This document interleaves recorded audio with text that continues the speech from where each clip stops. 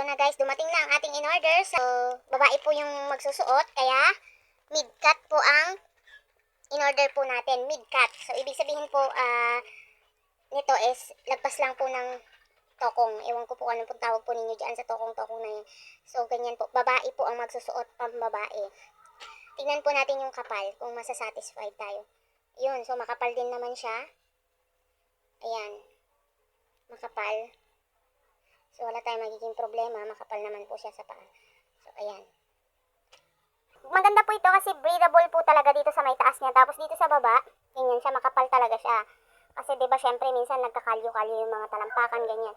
Ito po yung kagandahan po nito. Breathable na po dito sa may ibabaw niya. So, ayan po.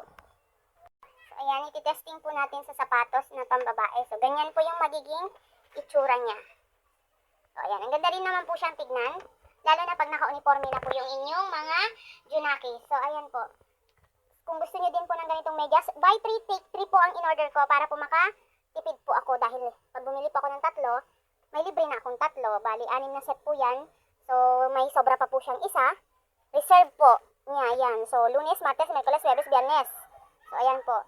Kung gusto niyo din po umorder po ng medyas na ganito, click niyo lang po ang link dyan po sa itaas.